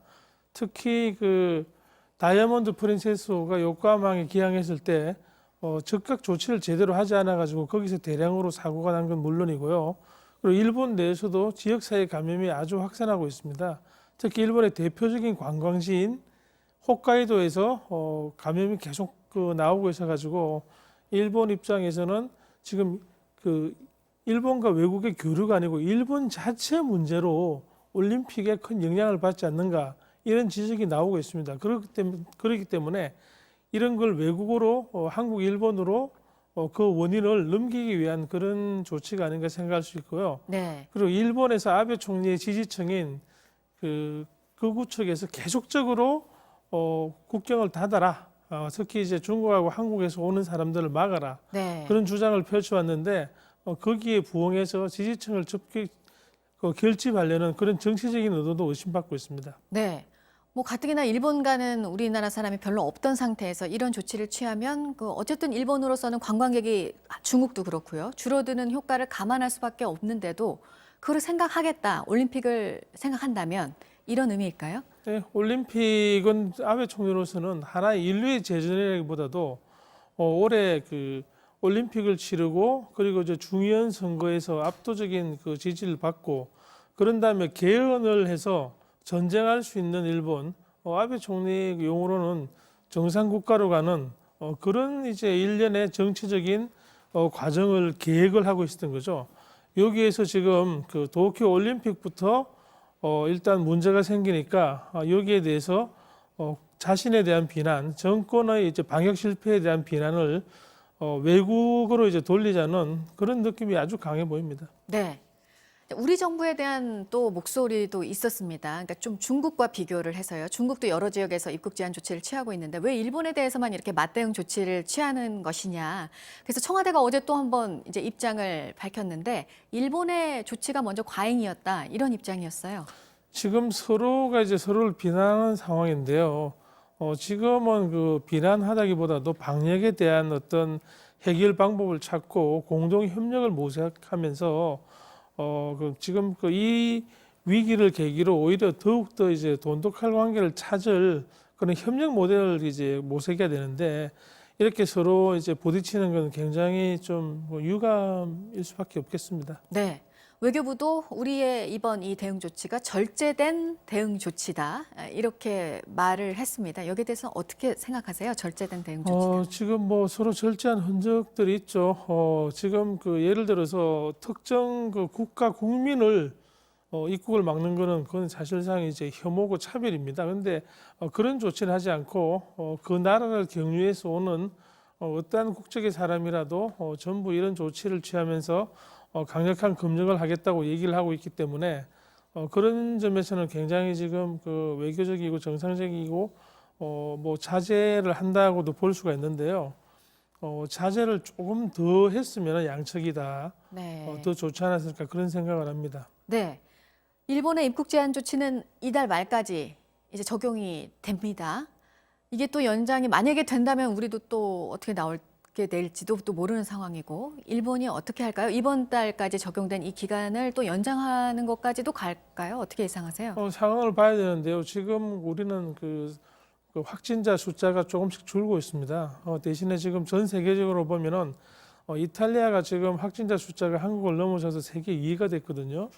그리고 이란도 굉장히 지금 늘고 있습니다. 그래서 이제 한국에 바짝 그 숫자상으로 비슷해지고 있는 상황인데 이런 전 세계를 보면서 과연 일본이 어디까지 조치를 할 것인가도 유심히 살펴봐야 될 것 같습니다.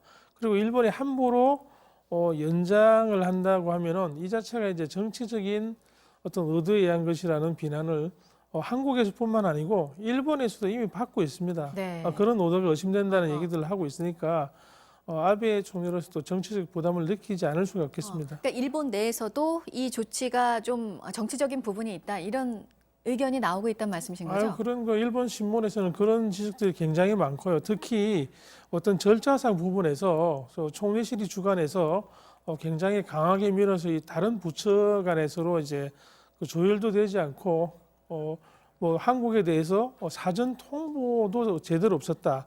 이런 지적들이 나오고 있습니다. 그런 걸로 봐서 굉장히 아베 총리는 정권 차원에서 총리실이 주도해서 어떤 전문가 의견을 듣지 않고 네. 이런 조치를 취한 게 분명해 보입니다. 그런 점에서 일본 언론들도 당연히 팩트를 중심으로 좀 비난하고 있고요. 그렇기 때문에 아베 총리로서도 부담을 상당히 느낄 겁니다. 네. WHO가 이런 의견을 냈습니다. 코로나19는 공동의 적이다. 화합을 해야 한다. 그러니까 올해 이런 조치를 지속하면 안 된다는 뜻인 거잖아요.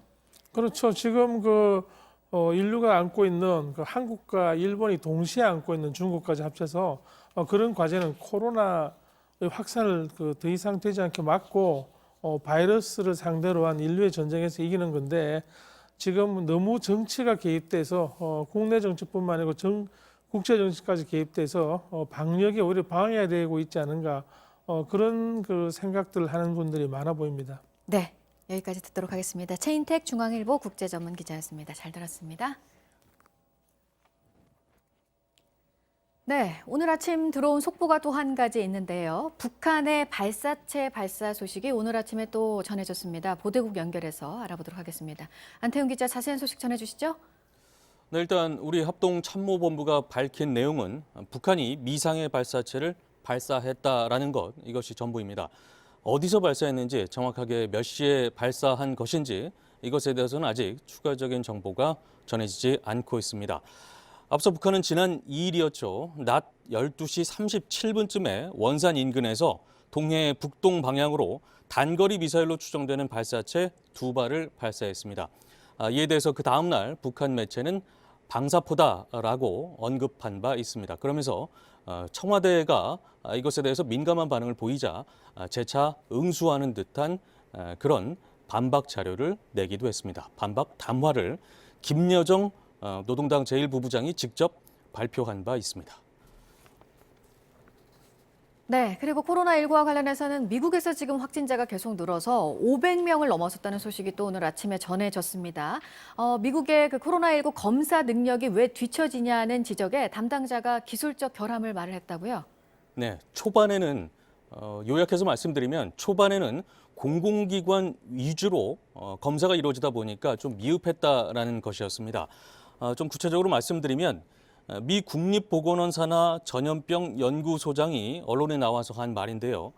왜 한국처럼 많은 검사를 진행하지 못하느냐라는 질문이 있었고 그에 대한 답변 과정에서 나온 것입니다.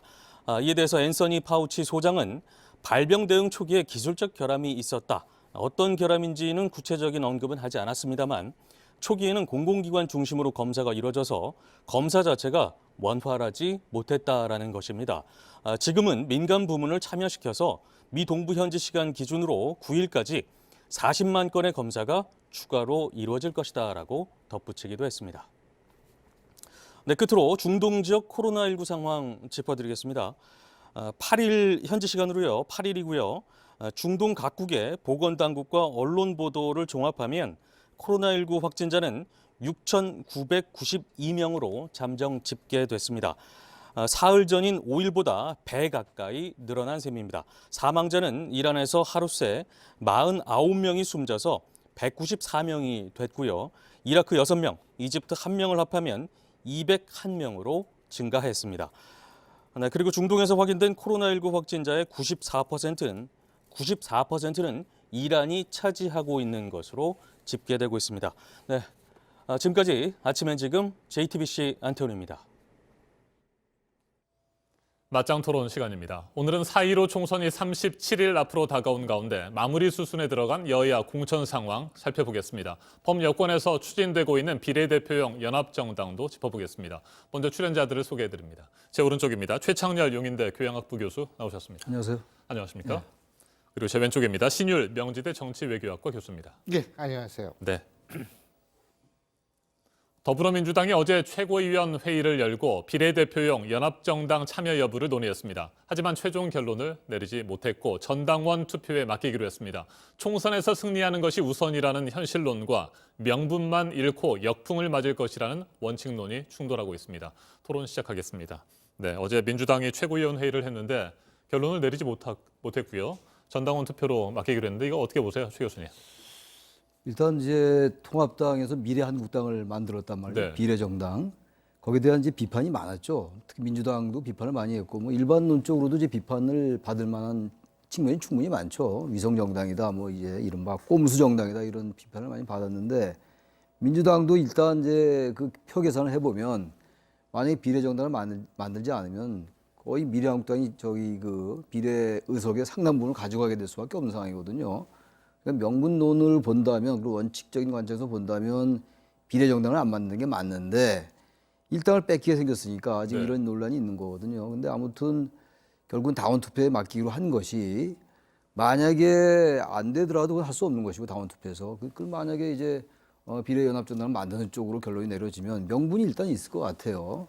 지도부가 최고위원회 또는 지도부가 결정하는 것보다 우리는 당원들, 당내 민주주의에 입각해서 당원들의 의사에 맡겼던 거다. 이렇게 얘기하면 명분은 될 거라고 보는데 아마 당 지도부는 당원 투표에 맡기면 결과적으로 비례연합정당 이제 만드는 쪽으로 결론이 나지 않을 거라는 판단을 하지 않는가라는 생각이 들어요. 그런 다음에 목표는 달성하되 일단 지도부가 결정하지 않는 당원들에게 맡기는 그런 수순을 밟는 그런 명분 쌓기용의 측면이 있다는 생각도 듭니다. 네, 신 교수님도 결국에는 비례연합정당에 참여하게 될 것이다 이렇게 보십니까?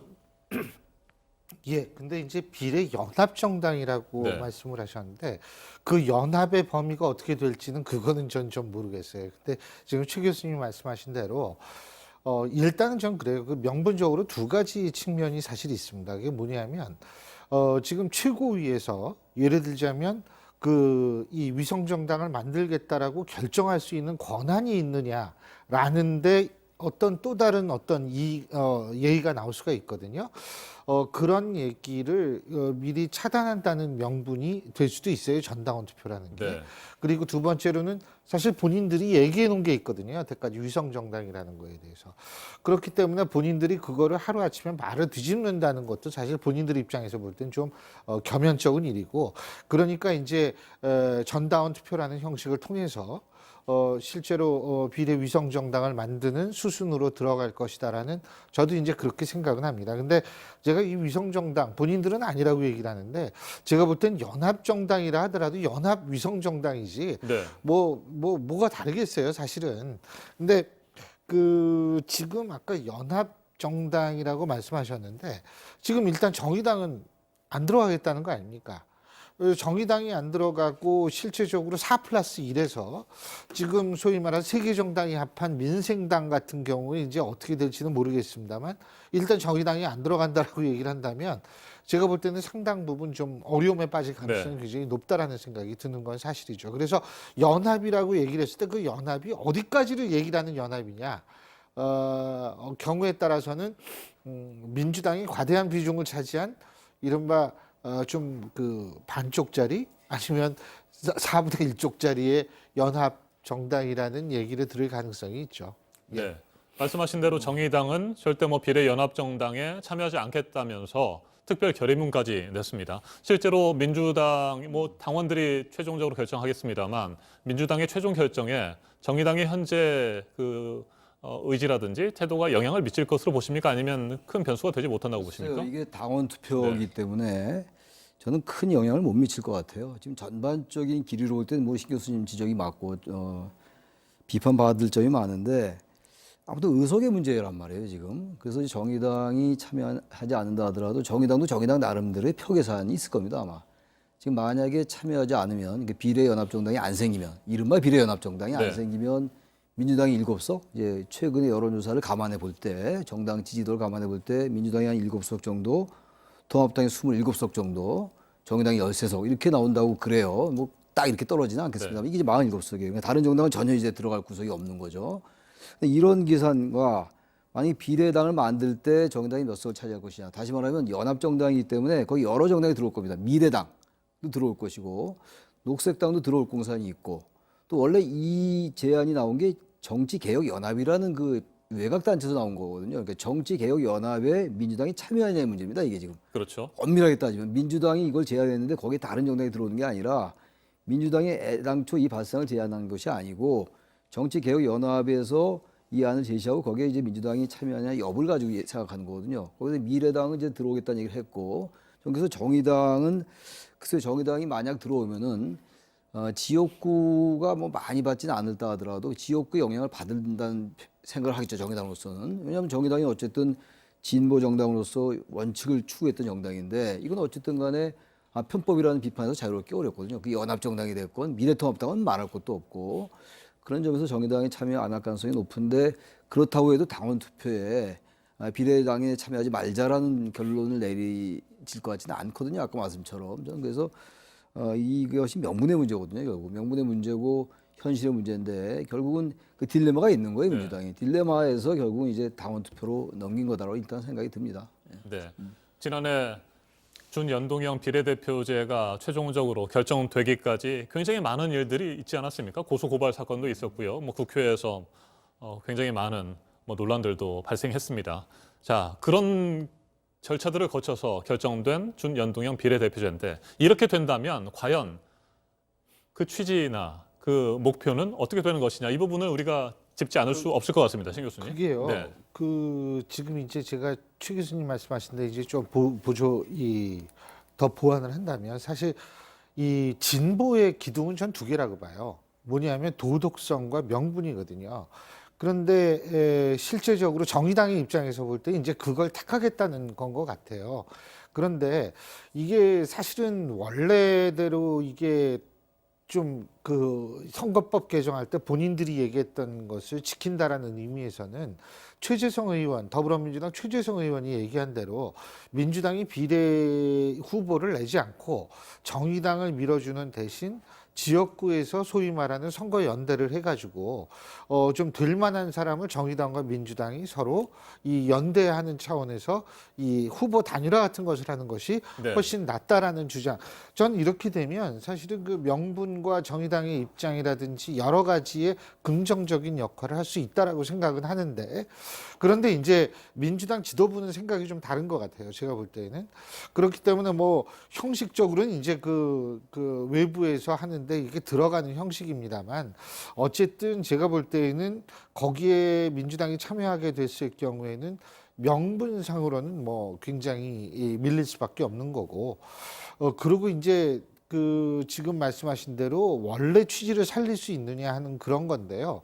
그 원래 취지라는 게 이제 사표를 방지하고 예를 들면 다양한 정당을 뭐 들어가게 하고 뭐 이런 거 아니겠어요? 네. 근데 뭐 취지라는 거에서 소위 말해서 사표를 좀 줄인다. 뭐 저는 그거는 가능할 수 있을 거라고 봐요. 근데 다양한 정당이라고 얘기를 했을 때 어쨌든 연합 정당이란 말이에요. 연합 정당이라고 해서 어쨌든 뭐가 어떻게 됐던 간에 하나의 정당이 돼가지고 국민들의 표를 얻는 건데 그 안에 여러 정당이 들어가 있건 뭐 했건 간에 그런 상황에서 과연 그걸 다양성이라고 표현할 수 있을 것인지에 대해서는 저는 좀 의문이 생깁니다. 솔직한 얘기로. 그렇기 때문에 그게 뭐 취지를 살린다 뭐 이런 거는 그렇게 있는 것 같지는 않고요. 단지 이제 아까 최 교수님 말씀하신 대로 현실 정치에 있어서의 냉혹한 표 계산, 선거에선 이기고 봐야 되는 것이다. 뭐 그런 논리로 한다면은 뭐 전 할 말은 없어요. 그런데 뭐 거기서 명분을 찾고 뭐 거기에서 뭐 원래 취지를 찾고 이러기는 제가 볼 때는 굉장히 힘들어요. 그러니까 저는 이거예요. 잘못했다. 네. 반성하면은 아이 뭐 그런가 보다. 뭐 선거니까 또 어떻게 하겠어. 라고 되겠죠. 근데 자꾸 이거를 말해요. 그 뭐 우리는 안 그러려고 했는데 뭐 이렇게 말이 길어지면 명분도 잃고 제대로 된 어떤 그 변명도 못하고 이런 결과가 초래되지 않을까 이런 생각을 합니다. 비례 전문 정당인데 말하자면 비례 의원을 전문으로 이제 선출한 정당 이건데 원래 연동형 비례대표제라는 거는 지역구와 비례대표가 연동되는 제도거든요. 그래서 유권자들이 정당 투표를 통해서 표시한 정책 의사가 사장되지 않게 하는 거거든요. 그래서 지역구를 많이 받은 의원은 이제 당은 비례대표를 이제 그만큼 적게 받고 이런 취지인데 그건 이제 훼손되는 거예요. 그리고 원래 지금 말씀처럼 신 교수님 말씀처럼 다당제를 강화하고 협치나 뭐 이런 걸 강화하자는 게 취지 아닙니까? 근데 그 사실상 이 비례정당이란 정말 예상치도 못했던 정당들이 출연하게 되면 양당제를 강화하는 경우가 되기 때문에 이건 원래 취지한 어떤 이유가 됐건 그건 분명히 어긋난다. 단지 지금 말씀처럼 저쪽 정당은 완전히 그 비례정당을 통해서 의석을 많이 확보하는데 그걸 그냥 그대로 바라보고 명분에만 집착할 수 없는 게 또 현실 정치거든요. 이른바 권력 정치이기 때문에 그 부분을 민주당이 분명히 얘기를 해라. 그리고 약간의 차이점이 좀 있어요. 미래통합당과 뭐 비례연합정당을 만들게 되면 그 정당과의 약간의 차별성은 존재하긴 합니다.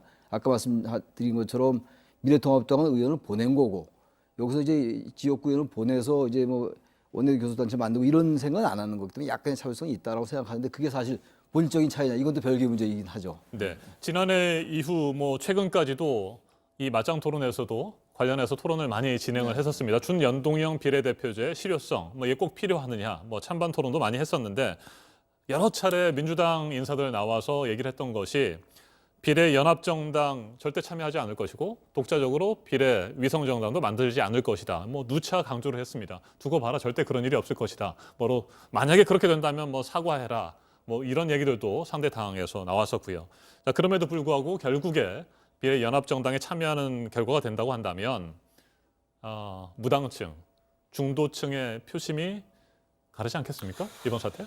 어떻게 보세요? 저는요, 네. 솔직히 말씀드려서 중도층이라는 분들이 이제 주로 스윙 보터들이거든요. 그러니까 근데 스윙 보터의 특징은 특정 이념에 얽매이는 유권자들이 아니에요. 그분들은 실제로 판단의 기준, 선거 당일까지 가서 어떠한 것들이 내 이익에 보다 부합되거나 혹은 상충되지 않느냐가 가장 중요한 기준 중에 하나로 삼는 분들인데 그러니까 이제 우리가 중도층 스윙 보터라고 얘기를 하는 건데 그런데 사실 비례정당을 그러니까 위성정당을 만드느냐 안 만드느냐 하는 건 명분적으로는 비난할지 모르지만 중요한 거는 양쪽 다 만든 거예요. 만일 민주당까지 만들면 양쪽 다 만든 건데 그렇게 되면 양쪽 다 싫다? 이거는 좀 힘든 상황이 되거든요. 그렇기 때문에 비례정당을 만드느냐 안 만드느냐 이 부분보다는 어떤 쪽이 내 일반적 이익과 상충되지 않느냐가 더 중요한 판단 기준이 될 것이다. 그렇기 때문에 뭐 민주당이 비례정당을 만들면 아이 그렇게 어떻게 이렇게 얼굴을 바꿀 수가 있어 이러면서 원래 난 찍으려고 그랬는데 안 찍겠어라고 생각하는 유권자는 그렇게 많지 않을 것 같아요. 단지 문제는 뭐냐면 미래통합당은 이미 위성정당을 만들어서 욕먹을 건 다 먹은 상태거든요.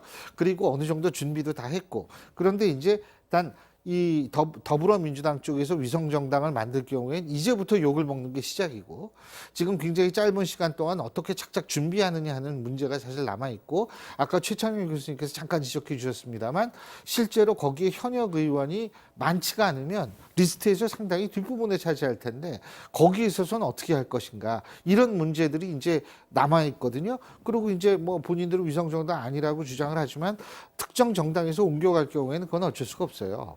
그렇기 때문에 이제 그런 측면 같은 과제를 어떻게 슬기롭게 넘어가느냐 이런 부분이 좀 남아있지 이거 만들었다고 민주당 찍으려고 했던 스윙보터가 갑자기 난 민주당 안 찍을래 뭐 이런 식으로 나오지는 않을 것 같아요. 제가 볼 때는. 네. 이번 총선 37일밖에 남지 않았습니다. 최 교수님은 어떻게 보세요? 중도층과 무당층의 표심의 변화를 일으킬 수 있는 요인이라고 보십니까? 저도 우리 신 교수님 생각과 비슷해요. 그렇게 유권자들이 그 비례정당 만들었다고 해가지고 역풍이 불거나 이렇지는 않을 것 같아요. 이론적으로 우리가 얘기하거나 뭐 글을 쓸 땐 그렇게 쓸 수가 있는데 막상 이 중도 유권자들, 특별히 양쪽이 치우치지 않는 유권자들이 그걸 만들었다고 해가지고 표심이 바뀔까?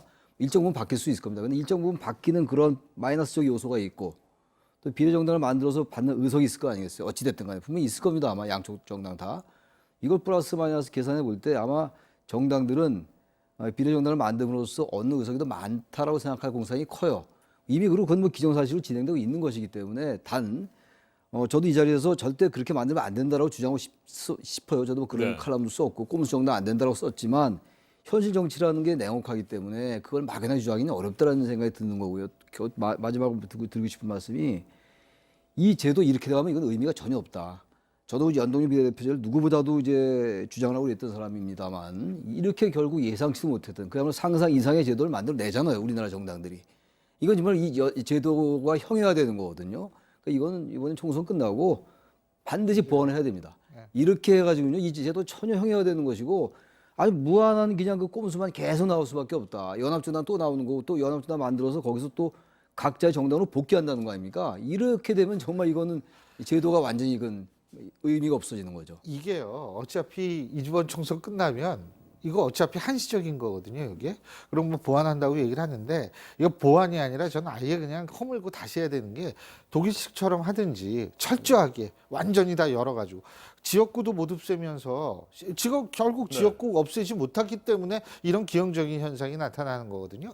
그렇게 하면서 무슨 명분을 거기 자꾸 갖다 대는 거 이거 사실 보는 사람이 굉장히 당혹스럽습니다. 그러니까 아예 그냥 정말 모든 걸 다 버리고 바꾸든지 그리고 또 하나 뭐 권력 구조까지 한번 생각을 해보든지 이렇지 않은 상태에서 자꾸 이게 만들 때부터 사실 굉장히 꼼수적 요소가 많았거든요. 그러니까 결국 불필요한 정말 말도 안 되는 희한한 현상을 우리가 목도하면서 얘기를 해야 될 수밖에 없는 알겠습니다. 겁니다. 비례연합정당 부분은 이 정도로 마무리를 하고요. 이제 뭐 마무리 단계에 접어든 여야의 공천 상황 평가를 좀 해보고 오늘 토론을 마무리하도록 하겠습니다. 일단 민주당 현역 의원 35명이 불출마하거나 공천에서 탈락을 했습니다. 그렇죠. 현역 교체율이 26% 수준에 이르는데 민주당의 공천 상황 어떻게 평가하시는지요? 최 교수님. 그 민주당 뭐 이따 이제 통합당 얘기는 네. 나오겠습니다만 민주당 공천이 뭐 특별하게 아주 뭐 개혁적이다, 인적쇄신이다 이렇게 평가하기 좀 어려울 것 같아요. 뭐 모든 정당이 공이 그런데 우선 이제 현역 교체율이 이제 과거의 40%선을 넘을 때보다는 그렇게 높지는 않다라는 생각이 들고 또 하나가 이제 그 청와대 출신들이 굉장히 많이 약진하는 것 같아요. 뭐 다는 아니라 하더라도요. 생각보다는 뭐 상당히 경선서도 이기기도 하고 뭐 단수 공천도 받고 단수 추천도 받고 이랬기 때문에 그런 점이 유권자에게 어떻게 인식되느냐의 문제입니다. 근데 문제는 어쨌든 양쪽의 당에 있어서 미래통합당과 더불어민주당에 있어가지고 어느 정당이 더 혁신적이냐라는 경쟁인데 아직 어느 정당이 뚜렷하게 더 혁신적이다라고 평가하기 좀 이른 것 같아요. 네. 아직 좀 남았거든요, 경선이. 그걸 보고 다 최종 판단해야 될 것 같은데 저는 이 현역 교체율 가지고만 얘기하기는 좀 여러 가지 좀 미흡한 점이 있다고 생각합니다. 신 교수님은 민주당의 예. 공천 상황 어떻게 보십니까? 뭐 지금 최 교수님 말씀하신 대로 일단 청와대 출신의 약진 그게 지금까지만 보더라도 70에서 75%의 공천 성공률이다. 뭐 네. 이런 얘기가 나오고 있는데 사실 그 70에서 75%가 만만한 숫자 아니거든요. 엄청난 거거든요. 근데 이제 이 부분 청와대 출신의 약진을 놓고 봤을 때 그리고 친문 의원들이 또 대부분은 공천을 받았다라는 그런 분석들이 많죠. 그럼 이 두 가지를 종합적으로 보면 이른바 20대 총선 때 우리가 진박 감별사라는 얘기까지 나오면서 친박들이 대거 공천이 됐든 그 기억을 떠올리지 않을 수가 없어요. 근데 이 공통점이 있다면 실제로 권력이 집권 후반기로 갈수록 친정 체제를 강화해야 되겠다는 필요성을 느낄 수밖에 없거든요.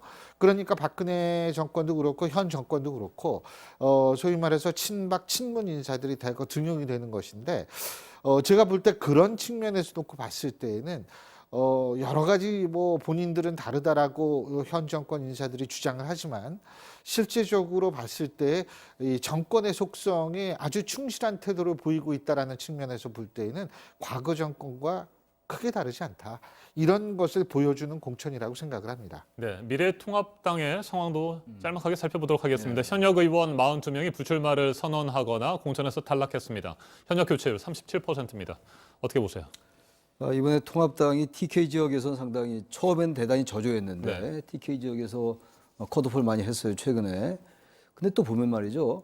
전체적으로 볼 때 이게 무슨 김용호 공천관리위원장이 뭔가 이제 그 친박이나 친화 성격을 자꾸 배제하는 듯한 모습은 보여요. 그러니까 공천 이제 점수를 준다면 뭐 60점, 70점 이상은 줄 수 있는데 또 막상 보면요.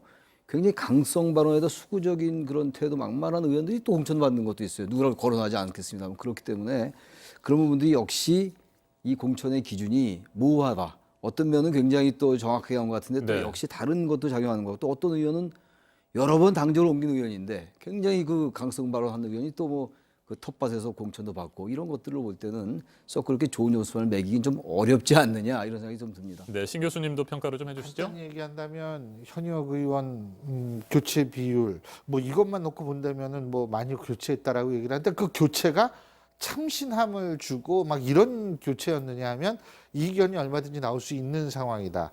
그렇기 때문에 여러 가지 공천을 잘했다라고 얘기할 수가 없다라는 것하고 하지만 이런 건 있는 것 같아요. 김영호 공관위원장이 서지컬 스트라이크를 잘해가지고 이 계파를 어느 정도 특정 계파라든지 이런 쪽에 욕먹지 않을 정도의 어떤 그런 것을 그런 그 계파 균등하게 좀 이렇게 이 정리를 하는 그런 역할을 했는데 이렇게 볼 수는 있겠죠. 예. 알겠습니다. 오늘은 더불어민주당의 비례연합정당 참여 여부를 둘러싼 논란 짚어봤고요. 더불어민주당과 미래통합당의 공천 상황도 살펴봤습니다. 이 정도에서 끝내도록 하겠습니다. 최창렬 용인대 교양학부 교수, 신율 명지대 정치외교학과 교수와 함께했습니다. 두 분 토론 잘 들었습니다. 네, 감사합니다. 네, 감사합니다. 이번에는 코로나19와 관련해 대구 경북 지역에서 새롭게 파악된 소식이 있는지 다시 한번 대구시청을 연결해 보도록 하겠습니다. 김재영 기자, 앞서 연결해서 소식을 들은 지 1시간 넘게 지났습니다. 그 사이 추가로 확인된 내용이 혹시 있는지요? 아직 추가 확진자나 사망자 관련 소식은 나오지 않았습니다. 어제 오후 4시까지 질병관리본부가 공식 집계한 누적 확진자는 7,313명입니다. 대구 경북 지역에서도 추가로 확진 판정을 받은 사람도 아직까지는 나오지 않았습니다.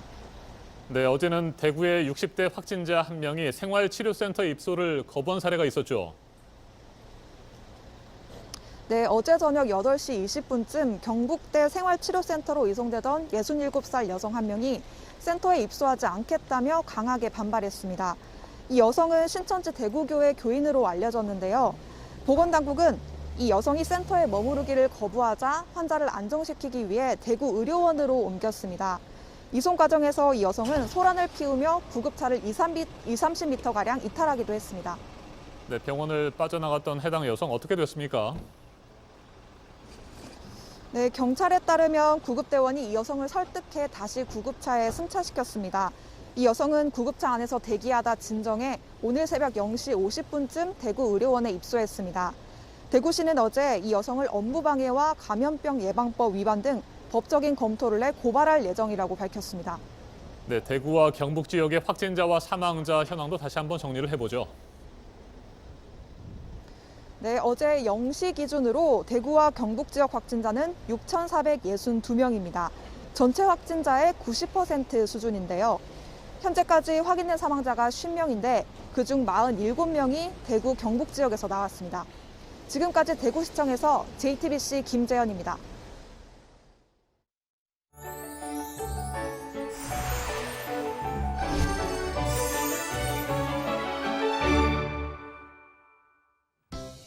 이번 주 비와 함께 시작합니다. 차차 흐려지면서 남쪽에서 비구름대가 올라오는데요.